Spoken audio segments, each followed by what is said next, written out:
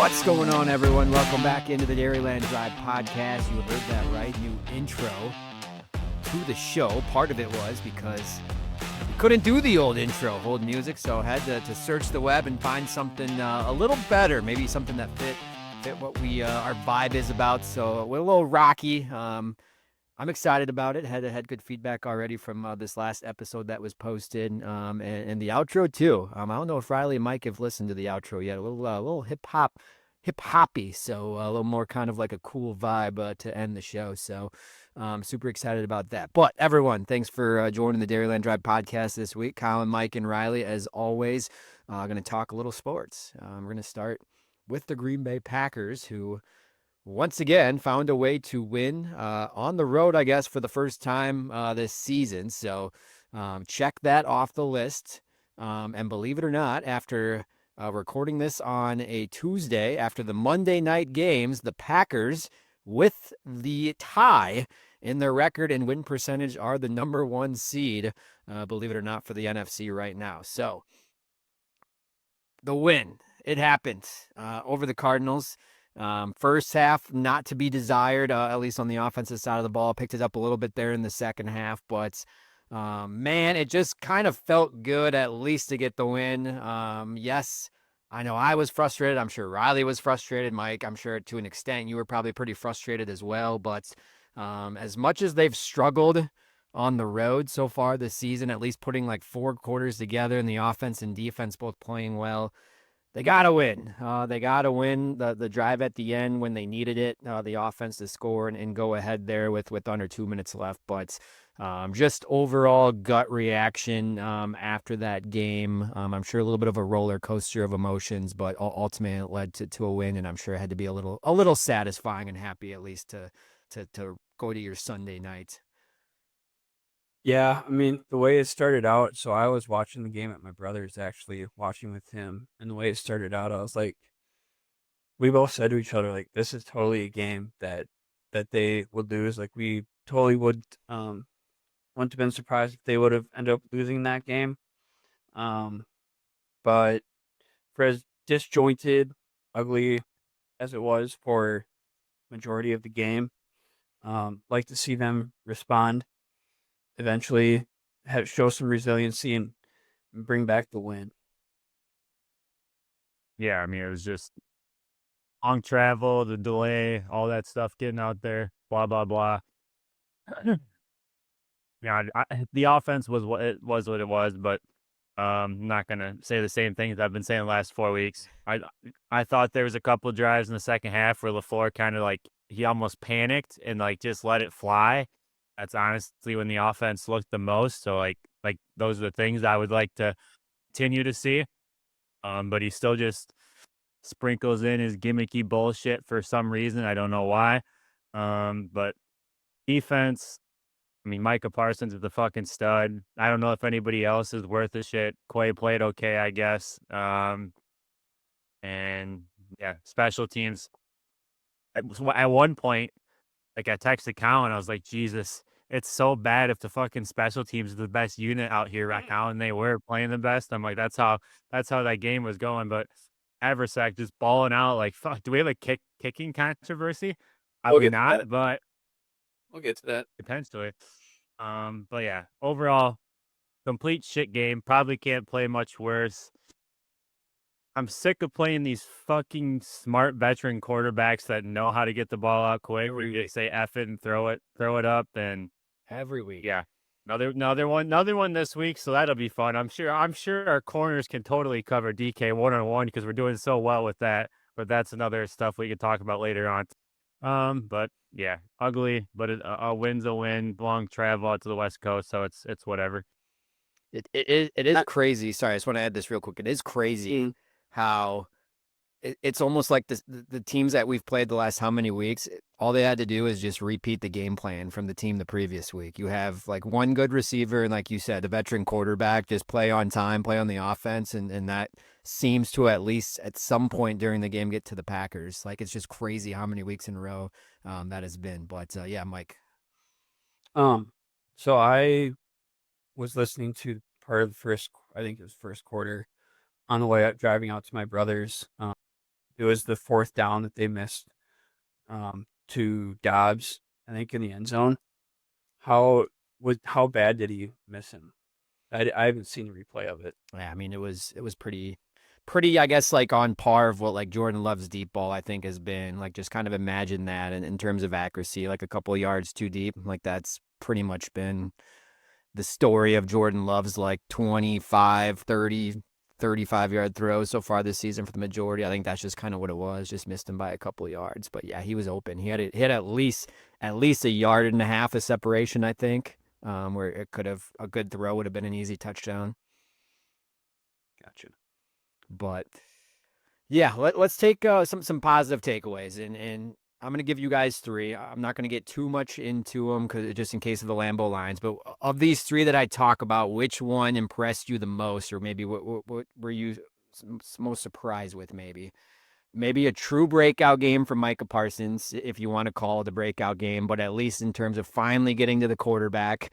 We already know his pressures and what he like impacts, but finally getting those 3 sacks, which I think tied his career high in a single game. So he had 3 sacks from Micah. Because most he ever had. Was it most ever? I remember he had a 2.5. 2.5. Pretty Okay, good. so 3. So sets a career high for him, and obviously couple of them in really crucial points there towards the end of the game. So that's takeaway number 1. Takeaway number 2, that kick before the half, 61-yarder. I mean, longest in Packers history. Just LaFleur letting them kick it and actually making it, and kind of the momentum going in the locker room. I know it didn't really carry out of the locker room, but that still made it a 1-possession game and at least ended the first half on a good note. Or end of the game, LaFleur going forward on 4th down after he initially sends the field goal unit out, goes forward on 4th down, changes his mind. Love hits Tucker Kraft. We all know the end of the story. They end up getting a touchdown to win the game. But of those 3 kind of positive takeaways, Micah Parsons, true like breakout game with a career high 3 sacks. Lucas Havrisik hitting the 61-yarder and just that momentum at the end of the first half when we thought, oh God, this is how we're going to the locker room with 3 points. Or Matt LaFleur finally at least getting aggressive, trusting his quarterback, going forward on 4th down, and having success, which ultimately led to a touchdown. Of those 3 kind of positive takeaways and big impacts, I guess, in the game, which one maybe stood out to you the most, or were you most happy with or surprised about? For me, it's probably got to be the 4th down at the end of the game there. Just felt like going for the win versus going for the tie, like kind of see him almost like changing his mentality, like right there on the spot. I think he said, and I don't know how tongue in cheek it was because I didn't actually like see the clip of him saying that it was Jordan Love's like dejected or disappointed face or however he characterized it. Like I said, I don't know if that was kind of tongue in cheek or not, or if he was actually serious. But yeah, that was nice to see that he had the mentality to, trust Jordan, go for the win. So for me, it's probably that. All great candidates though for positive. Yeah, exactly what Mike just said, and I've talked about this for weeks. Like, for him to actually like go out and trust Jordan Love and trust like Tucker Kraft to win a 1-on-1, like that's like huge. That's what I've been bitching about for the last like literally month. Like literally trust Tucker Kraft, trust Golden, trust Dobbs, trust like otherwise it's just boring.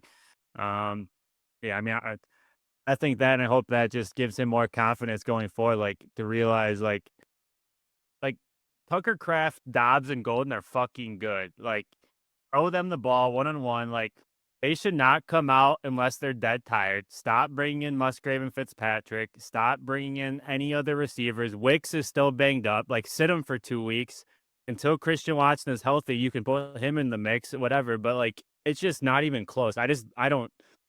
And I get that's not have been his thing for so long, but geez, it was nice to see that he actually trusted him. So I'm hoping that just brings him more confidence to actually like to continue to do that and just trust that those 3 guys can win their 1-on-1s. Yeah, and I think originally that fourth down call, I would have to imagine a good chunk of majority of Packer fans said, "Here comes the field goal unit." Like that's just kind of where I think all of us were in that mindset of what was Played before that. Yes, the play before. Play that he called it down was the dumbest, dimmiest bullshit. I'm like, what are you? It's not even Josh Jacobs. It's with Emmanuel. What are we? It's just what are we doing? Yeah, Yeah, very good. I was not a fan of that at all. But granted, of whatever, if it was Jordan Love having, like you mentioned, the look on his face and wanting to trust him, at least he finally did. And it seems like more times than not this year when he does like trust Jordan Love to make a play, Jordan Love has made a play. Because like let's not like take away from that. Like overall stats wise, I think Jordan Love's had a pretty good season so far. I know we've been asking for more in terms of like explosiveness and whatnot, but that was a big play that he made there in a pretty crucial part of the game. I want to go back to the defense before we come back to the offense. It seems like the strength right now is pretty clearly the interior defensive line. Kobe Wooden's playing at like an extremely freaking high level, like had a really, really good game. But that whole defensive line, edge rushers, seem like that's where the strength is. I know Edge and Quay have been solid and pretty good. But we got to talk about this secondary. How much of a concern is that right now? If we had a panic meter of 1 to 10 with what we've kind of seen, like, yes, I know it's been difficult because they're playing these veteran quarterbacks, like you mentioned, they're getting out super fast, but in a sense, they're struggling playing zone. They're struggling playing man. Nate Hobbs has been picked on quite a bit. Just seems like there's just some miscommunication on the back end. I know Xavier McKinney hasn't really had the opportunities to make plays like he did last year, where he's just kind of been missing, which I know sometimes is good for a DB, but maybe to a player to his caliber, like you want a little bit more from him. But it just seems like right now, those I guess corners and safeties, that's kind of where the biggest questions are for this defense and maybe what's holding them back from being like elite and really good, at least these last couple of weeks. You guys kind of have that same viewpoint of a little concerned with the secondary right now and kind of where we're at with that. Yeah, they're definitely the weak point. And it's been talked about like ad nauseum the last couple of days online how they're playing Nate Hobbs out of position on the outside, like he's way better suited as a slot. I think we talked about this like pretty early in the season. Like it should be Carrington Valentine probably on the outside opposite Keyshawn. Um, yeah, I don't know. I don't know like why they aren't playing Carrington Valentine. I mean, he's gonna give up stuff too. Like that's just kind of the nature of how he plays. Like he's gonna make some plays. He's definitely gonna get burned. So I mean, I don't know how you fix it. But yeah, I would say they are definitely the weakness on the defense for sure. Yeah, I'd say it's the entire deep. Like Xavier McKinney's not playing good either. Like he's doing stuff that's mental. Like the one-on-one that Marvin Harrison Jr. caught over Hobbs. Like McKinney was free. He was single free high safety. Look across the board. Who the hell is their best receiver? It's Marvin Harrison Jr. Who's he on? Hobbs, probably your best cover corner, like Mike just said. Why the fuck are you not? Why is that not? And he's on the single side. How is that not the guy you're helping? Like that's mental stuff. That's like, what are you doing? Earlier in the game, they were sitting in cover two, and Evan Williams gives up just a corner route on like what was it, 3rd and like 16 the one time. Go tap like you have to know like by alignment what like I literally was sitting watching with my dad and I fucking called the play because you could tell like it's because you can see in cover too. There's only certain plays you can run against every cover. It's like that's like mental stuff that you know what they're gonna run. Teams go to in certain situations against certain coverages based on alignment. Like it's just to me, it's just the entire secondary and like it's you look. I don't know. I don't know. It's like a curse, a defensive backfield curse the Packers have had the last few years. Because like fuck, Eric Stokes is like the best fucking rated corner in the NFL right now for the Raiders. He was dog shit for the Packers. It's like what is it? I feel like that's happened a few times. Like what is happening? I don't understand. Like they just completely lose themselves, and maybe it's because like maybe it's Halfley, and then I could be way out of pocket. And he's just trusting his D line to get pressure so fast that maybe he's telling them to like sit on the shorter stuff, like, oh, he's not gonna have time, blah blah blah. But geez, when it's both of those situations, it was like 3rd and 12 plus. Like I can't think of the yardage exactly, but I know they are both third down situations. And it was both 12 yards or more. Like they're obviously gonna, I would assume, gonna take a shot. At least that's what you have to prepare for. But I don't know. Nate Hobbs isn't good. We know that, and yeah, Carrington Valentine probably deserves a shot to be in there, but like Hobbs just needs to be on the bench then because Bullard's playing out of his mind at slot. So like you can't put Hobbs in over Bullard. Bullard's playing insane. Well, guy, whatever. I don't know. That's Booty's swung and missed on both of his two big free agency signings. And it's like, I mean, they could turn it around, but like we're at the same time, we're literally almost halfway through the year. Like it's not like we're still like in September. Like it's fucking literally a week away from November. Like what do we like? They've not been good. Yeah, and it seems, and we kind of talked about this too. I don't know what Halfley like trusts like what he can run, and he can't run man. I don't think at this point. I know Keyshawn's been okay, but like Hobbs cannot be left on any sort of island against any top tier receiver. And like I don't even know, like even like the number 2 or number 3 at this point. I don't know if we trust them. And then yes, the zone stuff. A lot of it is he's banking on either a four-man rush getting home and a lot of kind of pressure on those guys or maybe some of these blitzes. But like how many times, especially in some of those like 3rd and longs where we should have been in like favorable situations as a defense, how many times was like the pass rush almost there, Brissett got it out and then was just like on the money or a wide open guy and like moved the chains. Like it just seems like there was so much of that of if we just had a half more second of him holding on to the ball, one of the pass rushers would have got there, but they just didn't. So I don't, like I said, I don't know how you change that, how you fix it. Cause it, again, overall, I think the pass rush had a decent day, especially Micah Parsons, but to me, it just kind of seems like that of like, I don't know what Halfley like knows what he can do right now with the secondary and some of the like exact blitzes and then just some of like the straight 4 and 5, man, rushes and pressure. It just aren't getting home timely to get after the quarterback, in some of those early moments. So, yeah, again, takeaways. I think like statistically, it's still a top 5, top 10 defense right now in the NFL. So, hey, maybe Need some turnovers. yeah, needs Decent turnovers to put your offense in good position. 100%. I think that goes hand in hand. Yep.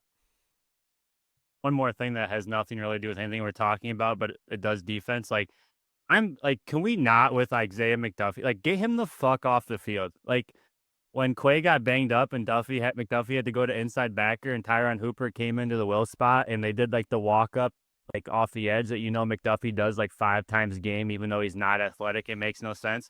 Tyron Hopper, one fucking play comes off the edge, has a 3-yard tackle for loss.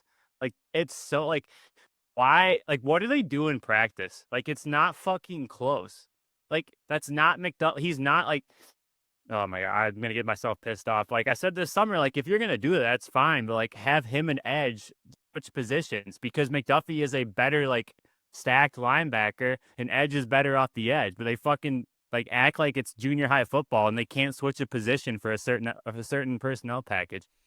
I don't know. It pisses me off. Just little shit like that. And it's like if you're gonna do that, put Hopper in because he's actually athletic and look what happened. He like made a play in the backfield. I don't know. I'm starting to almost fucking just hate everybody on the entire staff. Like I loved Halfley going in, and he's just doing dumb shit like that. Like he acts like these guys aren't in the NFL and they can't like change a position and like learn a different responsibility for one personnel package. So yeah, I don't know. I don't know who to blame on the defensive side of the ball, but there's a lot of mental like weird issues going on that I'm seeing. Yeah, it's just definitely taking steps back, I think, from those first 2 weeks, especially that first week. And maybe that was part of the issue was they just came out guns blazing week 1, and maybe the expectations then around the league just from like nationalized and Packers fan bases was just so high and maybe not quite realistic. And maybe like, yeah, they are playing good, but they're not probably playing to like that elite level that we saw week 1, which I think a lot of us kind of expected, getting a guy like Micah Parsons and just how everything kind of gelled and looked there week 1. But yeah, I don't know. We'll see. They're still figuring out ways to closeout games for the most part. So yeah, I guess we'll put our trust in Halfley that he can kind of figure it out and make some of those changes. And yeah, we'll see what happens there. But on the offensive side, where do we begin? Again, I don't, like I said, I don't want to repeat a lot of the stuff that we talked about last week. If this team is like a true contender, like you can't come away with just like 6 points in any half of a football game, right? Like that just can't happen. Against, like, yes, I think the Cardinals are better defense than what they saw the week before, but they're probably like right around the middle of the league, maybe bottom half of the league in terms of like overall defense. They got some good players, but if you are a true contender, you cannot just score 6 points like in a half. Like, to me, that's kind of where I'm coming from, and just how clunky and disjointed and everything looked there in the first half. Like, it was ugly. There was just absolutely no flow, no rhythm. And that's just kind of been the case, I think, after those first 2 games. So I try to do a little deep dive, just to kind of look at some of the advanced statistics and just kind of where the Packers are truly at. Because, like, I think, like, eye test right now, like, they look like shit, right? Like, just from pure, like, entertainment purposes, or, like, maybe, like, Packers fans, like, we think the offense is just not playing well at all right now. And that's probably more so what it is. But here's kind of, like, what my kind of takeaway is, or where I'm getting at. In the last, like, 5 or 6 years, the run to pass ratio in like the Matt LaFleur era, this is the highest it has been on the run side. He is top 3 in the league of plays called of running the ball. This is like higher by like 2 or 3% than like what his average has been the last 5 years. And then this is the lowest. This is the lowest his pass rate has been. They're 27th in the league in pass rate percentage of just like plays called on average per game. So a pretty big split there. And I think that's where the problem lies, because trying to like go back to like what Mike said a little bit last week and we said as well, they're not really running the football that well right now. And I think that's where the problem is. If you're going to really like depend and have your game plan be around running the football first and foremost and then go off of it, you have to have success. And they're just not running the football well. Like in every statistical category besides maybe touchdowns, because Josh Jacobs has been great inside like the red zone, inside the 10-yard line. They're bottom like 10 in the league in every single rushing category there is. And I think that's where it starts, because I think that's what he wants to do, but they're not having success right now. And I think when they don't run the ball successful, I think everything is just falling apart. The offensive, like, just in general, there's just no flow, because he's been put in positions of those, 2nd and 8s, 3rd and 7s, 3rd and 6s, like those uncomfortable positions where I don't think that this offense right now is set up for success. The crazy thing is the offensive like passing efficiency right now is like really good. They just don't do it. Like Jordan Love is 3rd or 4th in the league right now with like average like yards per completion is over 10 yards. There's like only three or four total quarterbacks in the league right now where their average completion is over 10 yards. Jordan Love is one of them. So when they do pass the ball and he does give them that opportunity, there is success and there are plays to be made, but he's just not giving them like everything. I think they're like 26 on down in a lot of like in terms of like how much they're passing per game, the passing ratio, the attempts, like the completions, like all that stuff is pretty low in the league right now. So I want to hear your thoughts. Are you kind of on board with that as well, or what? Just trying to stay positive, because again, I think there's so much more freaking out there for the offense that they're not even like getting opportunities for. Like the fact that Matthew Golden, after he had a great game, he follows up with a four catches for 37 yards is just complete blasphemy. Like that's just absolutely insane to me, that the usage, which again, he has played more snaps out of the slot than he has outside so far this season. I just saw it right there. It's pretty close, but it's like a 50-50 split. So I don't know. The offense is just so out of sorts right now, and I think a lot of it is there's 2 things that they're hoping that'll fix it. Finally, to start running the ball more effectively, and get those yards per carry up and kind of set up those second and third, and high success rate. And I think Christian Watson, like I think those are the two things that he's banking on right now. I don't know. I'm running out of faith that he's actually going to get it figured out. I just don't know what the ceiling is right now for this offense until he starts to put trust more in Jordan Love, and let him be the quarterback that we think he's played at that level this season. So that's my perspective. That's what I'm going to try to stay positive and where I'm at right now. But want to hear your guys' thoughts of where you're at with the offense as a whole. And either of you can start. I don't really go ahead. That just makes me so much more mad because I literally was having this conversation. I didn't have these stats or like really actually know, but it's like, okay, all these run plays that they do, and like they're trying to run the ball, and that's fine. Like that's been his thing, and Josh Jacobs is a stud. But like they're all like slow developing, gimmicky, blah blah blah blah blah. I was having this conversation with my dad. I was like, that's like why like what you look at Josh Jacobs and like I get that he's like deceptively fast and stuff and that in space, and that's what makes him like one of the top 5 running backs in the NFL. But what is he? He's a power back, right? What is Emmanuel Wilson? He's a power back. Why can't we just line up and run at teams and try to wear them out if that's what you want to do? Because like the Collin stats just said, like that's what he's trying to do. So can we just do it? That's one. Two, if that's what you want to do, can we fucking sign a fullback?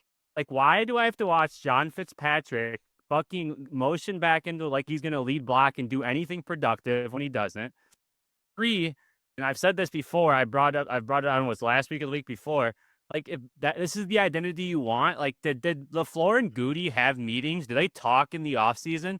Like, why do we have no fucking blocking tight ends besides Tucker Kraft if you want to run the ball? Like none of our personnel doesn't even match what you're like putting on the field. It makes no fucking like no like team management sense at all. It's like, and I was like, I said, my name, like, did you like? I think he said, he's like, do they fucking like even like talk to each other in the off season? Because like they're like what they want to do. Like Goody's team building, how he built the team, what LaFleur wants to do in the field, like do not match up at all. Like I don't know. It's just I don't want to get completely and go on a rant, which I already did, but like it's just it makes no sense. And like I didn't even have those numbers. Like I said, like that's why I was laughing when you were talking because I'm like, gee, I just had this conversation, didn't even realize like it was that bad. Like I don't know. I'm fine with like if this is how he wants the offense to be, like statistical wise. Like is Josh Jacobs the stud and if Jordan Love is a gunslinger, so if you want to like somewhat like reel back some of his like chaotic stuff, that's fine. But like I just feel like there's a better way to do it, like with different personnel to actually like set their offense up for success. So that's my thing. Yeah, I mean, I think like for me the biggest thing with why the run game is struggling is just the line. It's just not been that good. Like they've had how many different combinations. They finally, I think this what probably the first game they got through the same game with all 5 players at finishing the game. Um, I mean, I feel like they're kind of banking on this continuity of these 5 now going forward to kind of bolster that run game. Um, I don't know. Yeah, I mean Riley makes a lot of good points there. Um, I don't know. That's just the way Matt LaFleur operates. How he wants to set up his pass game is, uh, run the ball and then play action or pass off of it. But it's been very up and down so far, and see how they can do better in the second half of the season. But yeah, run game's just not been good. Hopefully the line can do better. All right. Well, we'll leave it at that for now. Let's go to Lambeau Lines and keep this rolling before we give any more away. So, Mike, Lambeau Lines this week is all yours. All right. First one. Coming back to win after a bad / disappointing first half means blank. That I think these guys are like what's the word I'm looking for? A a contender that has like a lot of like faults right now or like figuring it out. Like I don't think they're like a true actual contender. I think they have a lot of things on both sides of the ball that they need to adjust to or improve on to like actually be legit contenders from like what I've seen from NFC, the rest of the NFC and some of those top teams right now. Like I think they're overall on a different level right now. Can the Packers get there? Sure. But a team like the Cardinals, like again, I know it's on the road, but like you won. So you are a good football team, but I think there's just a lot of like question marks still that they need to get figured out to kind of get to that next level and next tier. Yeah, I would say that they're a bad, good team. Like they're a good team that does a lot of dumb, bad shit and they don't know why, and it's consistent. So yeah, like Colin said, can they fix it and become a good, like really good team? Like, yeah, I still think people, like if you listen to anybody else, like they're probably, it's, it's, there's 5 clear cut teams in the NFC. The NFC is kind of becoming like what everybody thought the AFC was going to be. The NFC is fucking stacked. I think you got them, the Lions, the Eagles, the Bucks, and who am I not? Oh, the Rams, I would say, are up there.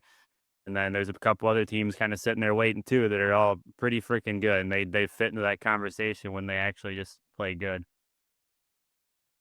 All right. Lucas Haversack's been pretty good here in the place of Brandon McManus his last 2 games. So, question is, the kicker for the rest of the season should be blank. Oh boy, I don't know. I mean, I think it's a good problem to have. I mean, I think you got to go with McManus just because you gave him the extension. I mean, Haversick, I think, is still a small sample size. Like he's made every single kick. McManus has only missed one besides the one that was blocked. I think against the Commanders at the end of the half. So like it wasn't like McManus has been bad. I think everyone is just kind of surprised and caught off guard with how Haversick obviously made the 60+ yarder and been salved with everything else. But I think it's got to be McManus just because you paid him. Like I don't think you can just like cut him and let him go. Like you probably have to trade him, which I don't know if how many kicker trades go on in like a year, but that's what I would probably say. So you probably can get a 6 or a 6 or a 7 for him with the way some of these situations are going. I saw the Giants just cut their kicker today again, but yeah, I'd say it has to be McManus as well. Like, but I would not be surprised if Haversack wasn't kicking for like another 2 weeks until like they 100% know McManus is healthy. Like they're not gonna, if McManus has any sort of anything, like he's not, like they're just gonna roll with him until they know for sure. Okay. The Steelers' biggest mismatch or strength that'll cause the biggest problems for the Packers is blank. Just how the fuck are we gonna cover DK? Like, cause yeah, like they're just gonna, like they're just gonna take shots at our corners every time it's single high. Like he's gonna check out of it, and they're just gonna say fuck it and chuck it. So Hobbs has been bad, and as good as Keyshawn Nixon is, we all know he's an undersized guy, and DK is the exact opposite of that. So like it just doesn't really matter at that point. So yeah, I don't know. It'll be interesting to see what Halfley does. I would assume he's just gonna dare the Steelers to run the entire game and hope Aaron Rodgers is not patient. Like, and I mean, that's what I would do. I would dare him to run the entire game because you would think, and I love Rodgers. We all know Rodgers. We all love Rodgers. But if anyone says he's not going to have a fucking ego coming in back to play not coming back, but playing the Packers, he's going to want to fucking sling it some. So you got to fucking dare him to sling it. So they're gonna try to make him want to run or have to run the ball the entire game. So yeah, it'll be interesting to see if Halfley does that. But I hope to God that's what it is, and we can maybe get some forced throws because their line's not great. Like if he's gonna got to be too crazy slinging it around. Like he's gonna get pressure. Yeah, I would have to agree and say Rodgers. Rodgers is definitely, I think, like a bad matchup right now for like where the Packers are struggling on defense. And like you look at like Brissett and Flacco, like they're just very, very average quarterbacks that play within the system. Like Rodgers is a master at getting the ball out quickly. Like you see so many of those quick throws and like you said, changing the play at the line. He's still got a pretty good arm, and like you mentioned, a pretty good wide receiver as well. So, yeah, I don't know. I'm really nervous right now with just the state of the secondary and Rodgers' ability to get the ball out quickly and how, he's been pretty good, these last few weeks against a struggling secondary like that. That certainly makes me nervous going into this matchup. Speaking of that man, Aaron Rodgers, his stat line will be blank. I say he's probably like 275. I will say 2 touchdowns, but I do think we get 1 pick. He has been throwing more picks as he's got older. I think he threw a couple last game against the Bengals. So I will say we finally get him though. But I'm gonna say like 275, 2 touchdowns, interception. Yeah, I think he's going to be more around the 200 range. I think Halfley's going to make him run the ball. Like they're going to play so soft and like just that's what they're going to do. I think that's the only mismatch. So I think he'll be around 200. But yeah, I could see him throwing 2 touchdowns because once they get in the red zone, like he'll want to get his against the Packers, like I said. So and also, yeah, I think he'll throw an interception or two. I think he'll get too impatient, and like I said, his ego will make him do a couple dumb things because he'll want to be like, fuck you, Goody, and whatever front office people he does not like. So, but I think Halfley will force him to short stuff. I don't know how much deep stuff he'll really get to get his yardage up there that much. All right. And finally, I think this is the week that Christian Watson either has to be placed on the active roster or be placed on IR. 'Cause I think his 21-day window coming off the PUP is coming to a close here. So assuming Christian Watson makes his return will benefit blank the most. Run game. I would hope like just open it up like him and like I don't know him and Gold on opposite sides has to put some fear in like the opposing teams like secondary and like just defensive coordinator in general to like play. Like, I don't know if you can just straight up play those two. So yeah, I would say the run game hopefully. Yeah, I mean, if I had to say anyone, I would probably say the run game as well. Yeah, I don't know. Like, I just feel like opposing defenses right now do not like respect the Packers like anything over 15, 20 yards right now.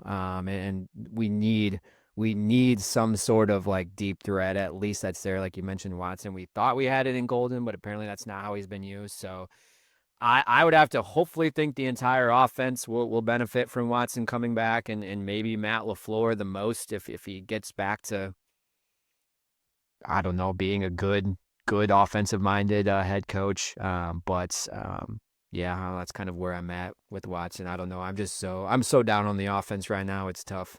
It's tough just to try to get any positive, but I think a lot of eggs are being put in the Christian Watson basket right now to kind of really try to open things up and turn things around. So if he can do what he did in that stretch last year, like certainly I think they can get back to what we want to see and what they want to do, but that's a lot of big ifs for someone coming off a big injury, even how good he looks, I think. Those are your Lambeau Lines. All right. Let's go to 3 and out because I do have a couple Packer-related ones until we get to third down. But let's start with first down. Riley sent me this, so I'm not on X, but he sent me this yesterday. I want to get Mike's take as well on this and Riley talk about it a little bit. So, Mike, Kurt Bankert, former Packers quarterback and big on social media right now. I think he's got his own channel and breaks down like quarterbacks and games and stuff. Just absolutely ripping Matt LaFleur right now. Like just absolutely shredding him. So I don't know if you've seen it. Just LaFleur should give up play calling duties. Just let Jordan Love throw the damn ball. Holy shit, it's not that hard. The Packers terrible in situational football. What's new? Modern day Sean Payton and Matt LaFleur are the same play caller. LaFleur shouldn't be allowed to get his eyebrows done anymore until his offense starts scoring more than 14 points in the first half of games. So this guy used to play for him. And I would like to say like he knows ball a little bit. Like I don't know if you ever like listened to like some of his streams and like breaking down stuff. He knows a little bit of ball. What do we take away from that? Aaron Nagler of Cheesehead TV talked about this the other day, actually. I thought he kind of summed it up pretty well. I mean, first of all, I mean, who are you going to replace play calling with? You going to give it to Adam Stenavich? You think he's going to be better than Matt LaFleur? I'm not sure that I think he would be. But he talked about how, Kurt, he was an NFL quarterback for a little bit with the Packers. So I mean, he definitely like he knows ball for sure. Like he was in the league. So I mean, that's not to like totally dismiss what he's saying, but he also like he has like this personal vendetta against Matt LaFleur. And that's like not a secret. So I mean, you got to take a little grain of salt with what he's saying. I mean, he probably definitely makes some good points about like how some things could change, but like saying that he should totally give up play calling or he can't touch his eyebrows like uh until they score more than 14 points and a half, like that's when it starts getting personal. There's a little bit of a personal vendetta there. So I mean, I don't know. Take it with a grain of salt. Riley, anything to add to that? I mean, you guys know how I feel about LaFleur. I said that in the offseason. I don't think how emotional he gets. I said he shouldn't be allowed to call plays. He should whatever, and that's again on him. He's the head coach, so I like fucking. We all like, yeah, I agree with Mike. Like, you want Stenavich to call plays? Fuck no. But like, that's on LaFleur. Like, why don't you bring in a competent offensive coordinator to actually fucking help you? Because if you look at his offensive staff right now, like, there's not a single like name guy that's like, yeah, that could actually like. I'm sure he gets a lot from that guy. There isn't. His offensive staff sucks. He is not like, and it's like it's his ego thing where he is just like he thinks he's smarter than everybody else, and so he just doesn't like want another.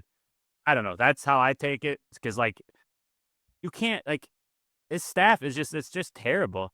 So yeah, and I just thought it was funny that it's just been like Jesus, dude. But yeah, I don't. He's never really liked LaFleur, and I think it's because he was there at the beginning of the Jordan Love stuff at the end, and like he just like for whatever reason, like even back to his first year, like he's eases him into everything, and it's like, dude, that's fine the first year, but like that, it's his third year now. That was 2 years ago. Like, stop easing him into it. Like, I doubt if he's gonna fucking make it or not. Like, you know what? I don't know. So I just wish you would just like let him, like you said, just fucking let him throw the ball. And if Jordan Love sucks, at least we'll fucking know we can move on in the future in a couple of years. But like this whole like not throwing the ball, being the 27th, like what we're not gonna find out. Like it just I don't know. I just want to figure out if it's on the floor, is Jordan Love suck, or is he seeing something at practice that we don't know? One or the other. Like I just would let. I wish LaFleur would just let loose, and then we can find out if that was it, or maybe Jordan Love's just not the guy, and he's been protecting him the entire time. And yeah, so I don't know. Either way, I just want more. All right, let's go to second down. Mike alluded to this a little bit in Lambeau Lines, but it's taken a few years, but Aaron Rodgers is finally going to be on the opposing sideline for the team that he was with so long, won a Super Bowl with. Has it fully hit you yet that Aaron Rodgers is going to be on the opposing sideline and on the opposing offense? As a Packers fan, I mean, we grew up watching Aaron Rodgers and cheering for Aaron Rodgers. And yes, I know it might not be the same Aaron Rodgers after he left the Packers, so, with the injuries and whatnot. But has it fully hit you yet that we are facing Aaron Rodgers on Sunday Night Football on primetime under the lights? Yeah, but I mean, it's not like I don't know. It's not like this grand like event to me anymore. Just because he's 3 years. If it was at removed, Lambeau, if it was at Lambeau, it would be 100%. Yeah, probably. But he's also 3 years removed from being a Packer, and his last year wasn't even that great. So it's been 4 years since he was an MVP with the Packers. He had a really good season with them. Um, yeah, I mean, I've made my peace with it. I made my peace with it a long time ago. Just another game. Yeah, say the only it doesn't really give me any extra emotions that it's Aaron Rodgers versus the Packers. The only thing I thought about was like, fuck, he's gonna just how he is, scorched earth. Like he's gonna somehow fucking just light up the defense. Like like just like that feeling of like any good quarterback that has a reason to hate your team. Then he's capable of it. So, but like it's not like anything just Aaron Rodgers. It's just like how the Packers defense has been playing against old smart quarterbacks has not been going well, and this one is even extra motivated. So yeah. All right, let's go to third down. Got a couple openings in college football. We're going to shift gears to. Riley, you talked about this a couple weeks ago, who your ideal hire would be for Florida. But Luke Fickle. I'm gonna ask this real quick here because we also have Penn State open. As a current state of college football and the success between Penn State and Florida State these last few years, if you are a coach looking for a job right now or a coach that's looking to change jobs and maybe move up, what job right now is more desirable? Going down the SEC in Florida or what the Big Ten right now and the potential that Penn State's been these last few years? Like I'm biased. I mean, I'm gonna say it's Florida easily. I think like it's just Florida, so the recruiting's easier. Like transfers are gonna want to come there, blah blah blah. But at the end of the day, like fucking Ohio State's a wagon. Why would you want to join a conference that has Ohio State in it, and Michigan and Oregon? Like the SEC, yes, I get it has Georgia and Alabama, but like they haven't been what fucking Michigan, Ohio State, and Oregon has been the last couple of years since all this NIL bullshit has happened. So, like, I just feel like you're walking into like you're just playing for maybe third, maybe you can beat one of those top three teams a year, but like the SEC is more wide open, like the talent's more readily available, and yeah. So I mean, I'm a Florida fan though, so I don't maybe I'm biased, but like that's just my viewpoint on it. Yeah, I was going to go the opposite way. I was going to say Penn State just because they're pouring so many financial resources into that athletic department as a whole. I mean, they're doing like a $700 million remodel of their stadium too. I think there's a lot of wealthy donors out of Penn State. It's going to help with NIL. Um, yeah, to me, I think Penn State's more desirable job in spite of having Ohio State, Oregon as your main competition. It's interesting too because isn't the Big Ten like I don't know if they finalized it, but weren't they closing in on like a multi-billion-dollar like deal as well, like with TV and like media, with like something that was going to help with all that. But yeah, I would have to imagine. I'd be interested to see like what the split is for like revenue share, um, just because obviously a school is given so much. Whereas like the SEC, it's maybe like dispersed a little bit more, like especially Florida that has like a really obviously Florida's not hurting for money in NIL rev share, but like Penn State, I feel like that's literally what it is. It's football right now. I think like it's like 99.8% football. So I do agree with that, but I want to ask this follow-up question.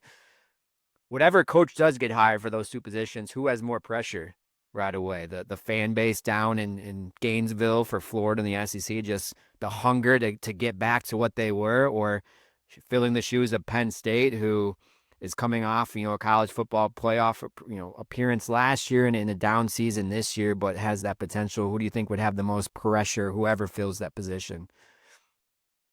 I say it's Penn State has more pressure, like for the reason I just mentioned, because they're pouring all these financial resources into the program. Like you're getting all this money, now you need to go do something with it. I mean, James Franklin got him to a college football playoff appearance, a national semifinal, I think. Like, but he was never able to like get over the hump and win the big game. Now, like the expectation is like that's like the minimum every year now. It's like you need to get there, you need to win the big games, you need to beat Ohio State, win Big Ten championship, get to a national championship.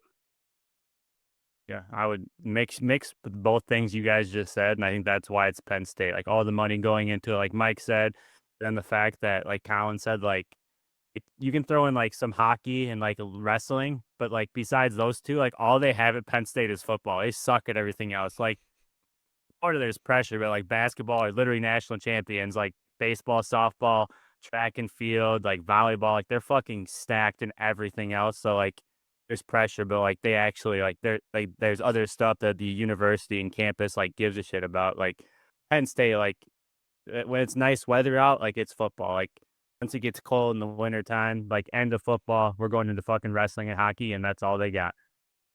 All right, there you go. That's 3 and out for this week. So let's go to the final drive. It's time to make some picks. But before we get to that, Mike, give us a little update after week 7, where the standings are right now with us 3. Okay, so last week I went 5-1, putting me at 20, 15-1. Both of you went 4-2, putting you, Collin, at 17, 18-1, and Riley a game behind at 16, 19-1. All right, and I will make note that I am still 7-0 on my locks list and 0-7 on my upset list. So those Correct. pretty much have just washed each other out right now. So you would have to think at one point something's going to give at least in one of those. I hope it's the upset and not the lock one. But all right, well, we got 5 games to pick this week. The Lions are on bye, not playing. So 3 NFC North games and then a lock and an upset. So let's start. Sunday night football. The Packers visit Pittsburgh. So who do we have? We'll start with you, Mike. Steelers and Packers. All right, so Steelers are 3.5-point underdogs at home, and I'm going to take them. I think Rodgers is going to have a big night. I just don't trust our defense right now. I don't think they've been up to snuff the last few weeks. I think Rodgers is just, he's going to have extra big chip on his shoulder. Like, this is the game he wants.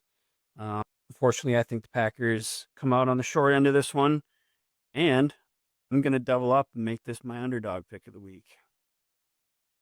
Okay, noted. Riley.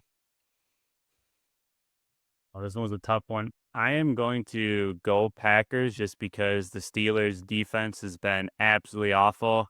I think the Steelers will have a good plan for Michael Parsons. Like they just played the Browns a couple weeks ago, so like they know how to deal with obviously elite defensive linemen. Because Myles Garrett really didn't have that much of an impact, but I feel like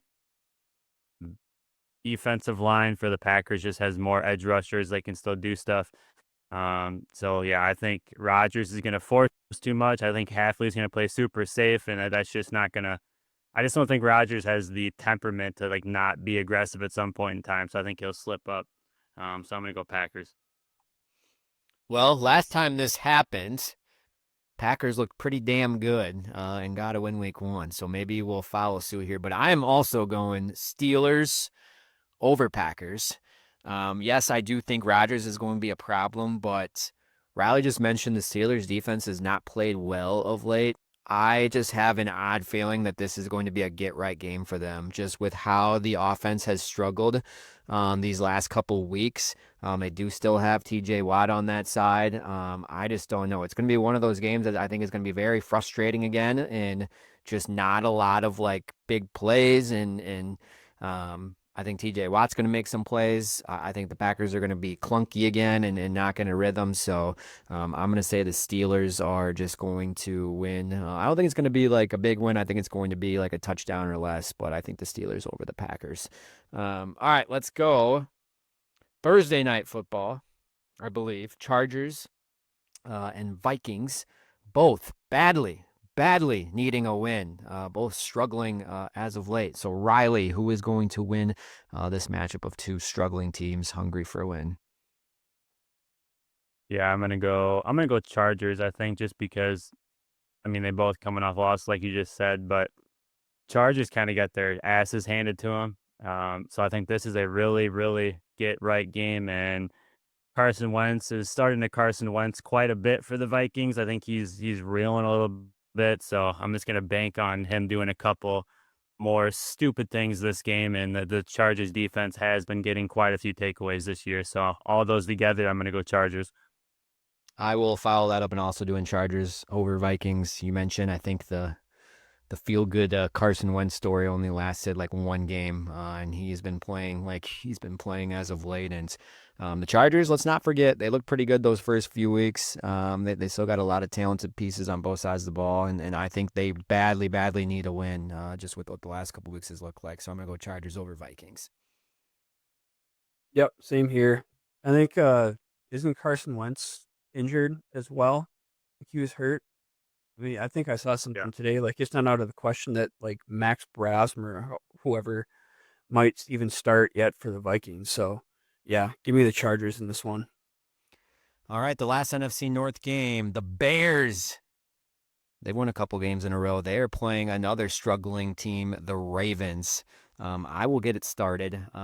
We do not know if Lamar Jackson is going to play in this game still. I don't think he's officially been back at practice.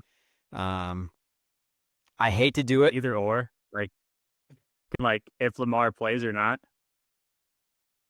Oh, we got to go as is, right? We're going as is of where it stands right now. Yeah, I hate it. I Well- don't want to pick this game. I'm going Bears over Ravens. I don't know. I think the offense is starting to figure it out for Chicago. They've been running the ball like crazy these last couple of games. DeAndre Swift has been awesome. The defense, I think, has played pretty well for the Bears. So I just, for some reason, think that they're going to keep rolling in this one. And I think they catch the Ravens at the right time. Even if Lamar does play, like he's probably going to be a little rustier and maybe not be 100%. So it is a pretty good Bears defense. So I'm going to take the Bears over the Ravens. And then, as of now, the Bears are underdogs in this one. So I'm going to take this as my double up and be my upset pick as well, the Bears over the Ravens. Yeah, I'm going Bears here too. The 6.5 point underdog here is baffling to me because Lamar didn't practice yesterday and they made it sound like he may not even come back this week. So that's super fishy to me. I said I don't even want to pick this game because of that, but just based on what I know about Lamar right now, I'm taking Bears over Ravens. Yeah, I guess I'll go solo here. I'm gonna go Ravens, just like off a bye. Like this team has too much talent on defense, like not to figure it out. Caleb Williams did not play good against the Saints last week. Like Swift is playing crazy. Caleb Williams was not good.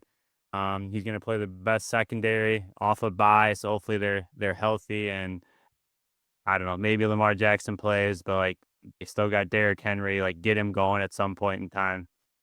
So yeah, all those things. I just can't get myself to pick the Bears, so I'm going Ravens.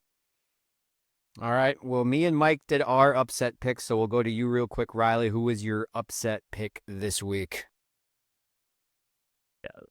For me, for some reason, the 49ers are underdogs against the Texans, like in Houston. Like I get it's in Houston, but like they're 1.5 point dogs. Don't know why. The Houston's offense is bad. I get that the 49ers defense is a walking morgue, but Salah's got them playing crazy. And CMC's a fucking stud, so I'm going to go 49ers over Texans.